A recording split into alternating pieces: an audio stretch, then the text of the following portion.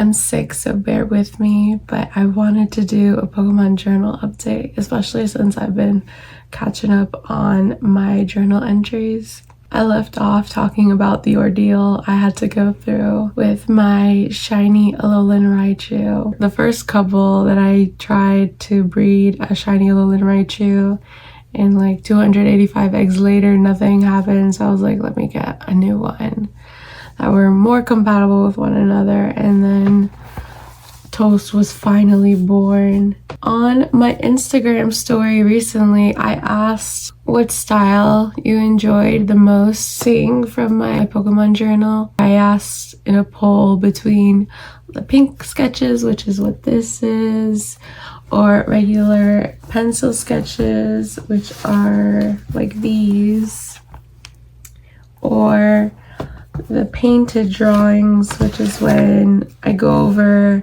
the pink sketches with acrylic markers. And surprisingly, a lot of you had voted that the pink sketches were your favorite. I had the intention of painting these, but because the pink sketches were y'all's favorite, I decided to keep it pink for this video update. I also named Toast Toast for its color palette and also after the character from Being Puffy Cat. So because I intend to eventually paint these, I haven't taped in the corresponding journal entries for the next ones that you'll see, because I don't want like to be painting and then like it rubbing on these sheets of paper. Like for example, this would be on the back. Oh no, not all of them falling out.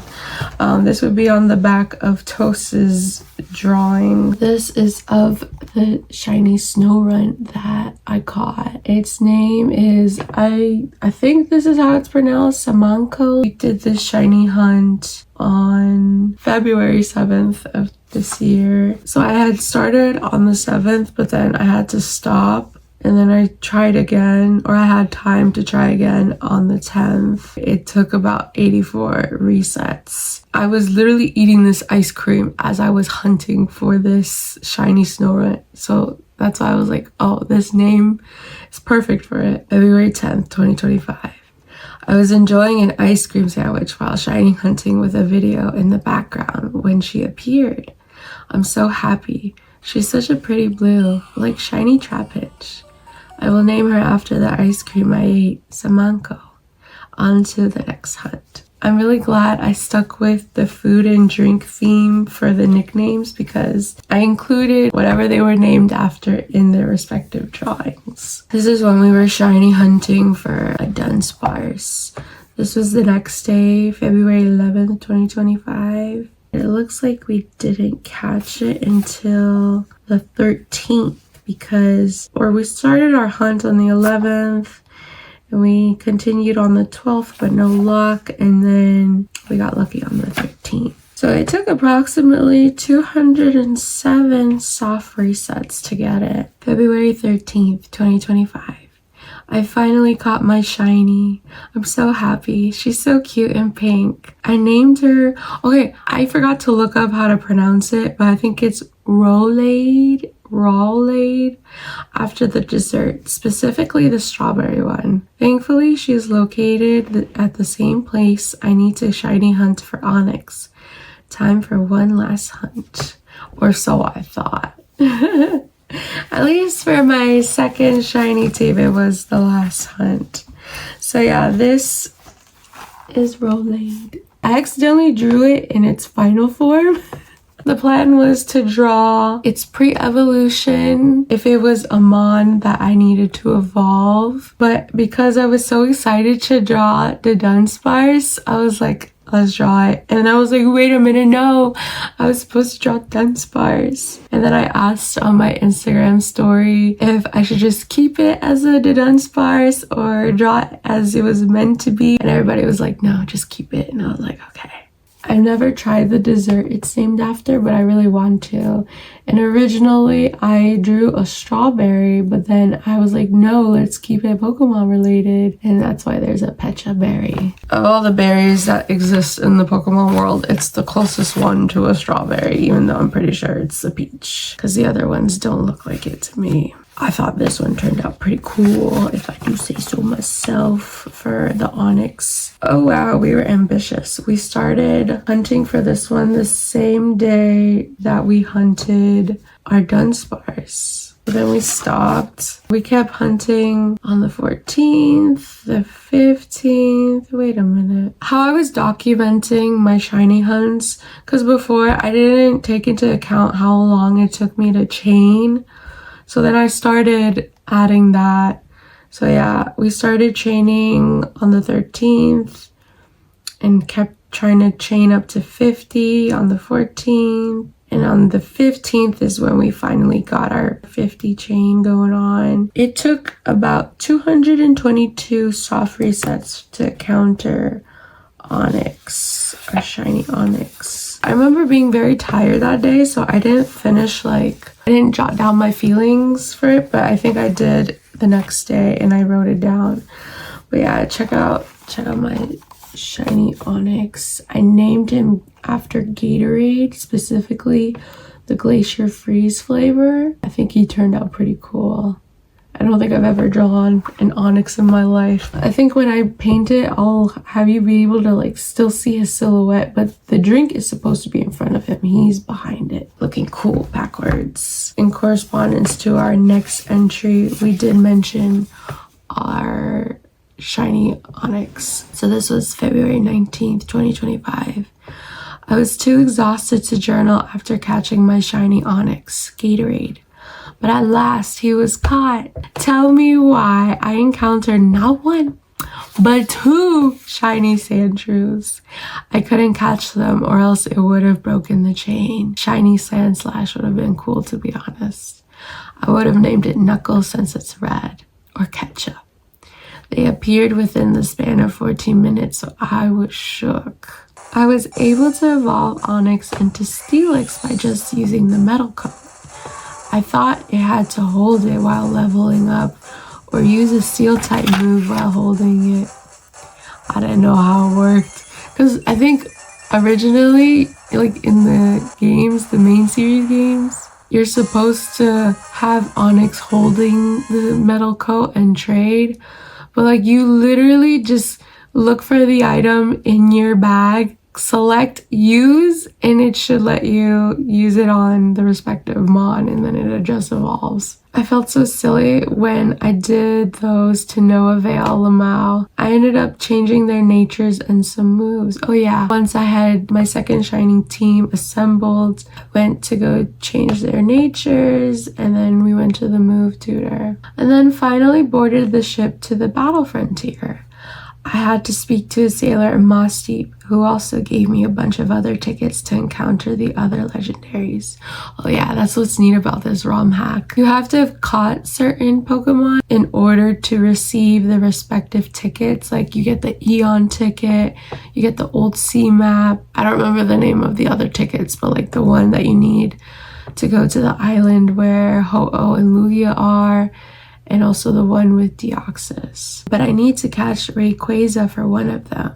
Oh yeah, at that point I hadn't encountered Rayquaza yet. However, I want to experience the battle frontier a bit first, then Rayquaza. I forgot to mention that on Saturday, February 15th, 2025, when I was doing laundry at my mom's, our dryer was broken. So I was like, Mom, can I come over to do laundry? And she was like, yeah. I ran out of repels when I reached about a 30 chain. The way my heart dropped. But then I realized I could keep going so long as I saved each time before continuing the chain. I had to reset a lot because it would get broken during a wild encounter while chaining. And after I reached a 50 chain of Onix, I digress. The hunt was longer than it should have been because of that. Even though I didn't catch them, I drew the two shiny Sandshrews that would have been mine if I could have caught them. And they look like they're laughing because, they didn't get caught. They were just teasing me. That's how I felt. And then originally I was going to draw the sailor giving me the tickets and the map, but then I was like, no, let's actually draw the items themselves. But we did a regular pencil sketch. Like, this isn't as accurate as you think it might be because I guess I miscalculated how it would look, but I still think it came out nice. And then it just looks like there's multiples because those are supposed to be the other tickets. But because they don't have like respective drawings like the old C map and the Eon ticket do, like they just have a pixel sprite and they're like very vague, versus this is so detailed and specific. I was like, let me draw those and then keep the others vague. I originally wanted to do a pink sketch for those, but then I was like, no, these are very detailed drawings, so that's why I opted for a regular pencil for them. Coincidentally enough, when I did these journal entries, I was sick, and now I'm sick again talking about them. I had finally finished using the Namjuning notepad for my journal entries. When I finally got to the Battle Frontier, I could use my super cute Pokemon notepads.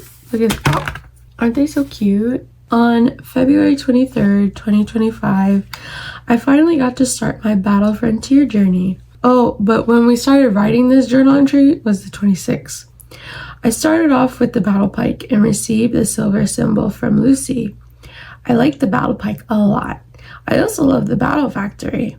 I feel like it truly tests your skills as a trainer since you receive random mons and need to know how to utilize them accordingly to win. In addition, you need to know when to swap them out or keep them on your team. I'm sick at home, so I'll be trying to rack up points so I can get all the plushies I want. From my research, my best bet is to get battle points from the Battle Pike the fastest. Also, apparently you can bet with an NPC, but he won't let me. I read that I need 3 silver symbols for him to give me an offer, so I'll do that. I have 18 battle points so far, but Scott gave me 3 for free, so 15 on my own.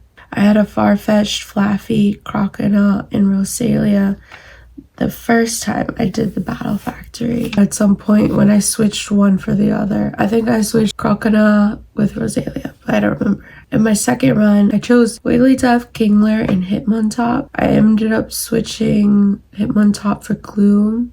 Oh, I forgot to mention, that first run, Farfetch came in clutch. It was like my secret weapon. I was not expecting Farfetch to do so well. So for our third run, I wrote that I didn't complete it. I think they beat me before I could, succeed. I had a Tropius, Torkoal, and Mantine. For my fourth run, I had a Poliwhirl, Ivysaur, and Dustox. The Dustox, I ended up swapping it for Haunter. And for my fifth run, I had Wailmer, Masquerain, Hitmonchan, and I ended up swapping Hitmonchan for Haunter. I'm just a sucker for Haunter. Like I had mentioned, I had received the silver symbol from Lucy, and I honestly use this entry as an excuse to just draw Lucy and her Seviper. This is the symbol itself. I thought it'd be fun to draw it. And I wrote some of the dialogue from the game, which was, "You have snatched victory from the Pike Queen and cleared the event." I actually used a reference from the Pokemon Adventures manga for this drawing. I will show it on screen. From a different panel, I decided to include it in this drawing, but Lucy says, "Sometimes you need luck to win a Pokemon battle." I forgot how pretty Lucy is, so I was like, let me draw her. Let me draw my girl. Give my girl her flowers. This is the last one that I'll share. February 22nd, 2025. The rest of the day yesterday, I was at the Battle Dome. Boy, was that so frustrating. Oh my god, it really was. To get to the brain, I had to get 5 consecutive championships. My streak kept getting broken at 2 to 3. I think once at 4. Oh, that was so frustrating. But at last, I faced Tucker. I was sweating. I forgot Charizard is fire flying. I kept thinking he was just purely fire or he was fire dragon. But no, fire flying. So I hit it with an earthquake to no avail. But in the end, Taro, my Typhlosion, came through for me. Last night, I also acquired the Shell Bell. I also used the cheat for 99 rare candies to level up my Mons to 70 and my shiny Shelder. I evolved it into Cloyster too. I also learned from a YouTube video that you can get berries from 8 different NPCs. So I'm trying to get my daily berries from now on. As of right now, I've acquired 91 battle points. I want to see which plushies I want for my secret base. And so I made a list, as you can see there. So I'm gonna just read the part of the next entry when I go more in detail about the battle with Tucker, because doing the battle dome really burnt me out. February 28th, 2025, the next day. I had finally acquired 3 silver symbols, the third from finally getting 5 consecutive championships to face Tucker. That battle stressed me out. I thought I was a goner once he knocked out my Flygon and all I had was Typhlosion versus his Charizard. I lucked out though. I went through all of this not just for the coveted Lapras plushie, but also so I could get points faster with the betting guy. I drew a scene from that battle with Tucker because, yeah, I was stressed. I was so stressed. Here's a close-up of his Charizard. I used a reference from the anime. Glalie is attacking Charizard like this, but instead of Glalie, I drew a boulder.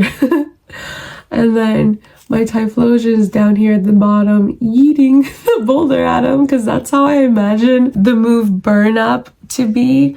Like, just from the sound effect, I'm like, it sounds like he's stomping the ground and like creating rubble, and like from the rubble he's getting like the biggest chunk of it and then like heating it up and then throws it at the opponent, and like it's really cool. You know what, I'll share the battle in a minute, and there's like flames in the background as it's going and it's really neat. It was an intense battle because like I thought he was gonna knock out my Typhlosion when he used Earthquake, and thank God Taro didn't faint.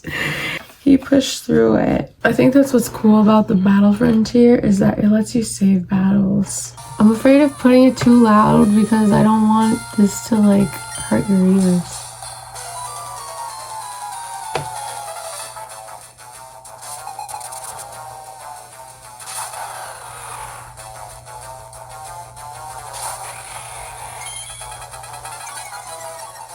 I was also fearing for my life that he was gonna knock out my Flygon with his Salamence, but thank God my Flygon came through. Well, if we're being so for real, I think it survived that Dragon Claw because of the Habon berry that I had.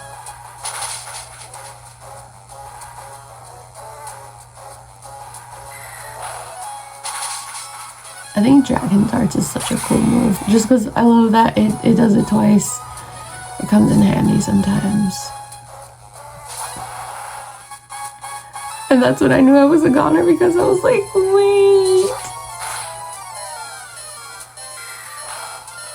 Even though a Charizard isn't like a dragon type, I'm pretty sure it knows dragon moves. Yeah, I knocked it out with Aerial Ace. And there wasn't really much else I could do with my Flygon. And unfortunately, the only ground move that my Typhlosion knew was Earthquake as well. So I remember Eruption and Burn Up had the most damage from the moves that he did have that were fire moves. Because the Burning Bulwark, I think that's how you say it, only like protects him, but if the enemy like does a physical move on him, they get burnt. So see, it's such a neat move, and this is how we win.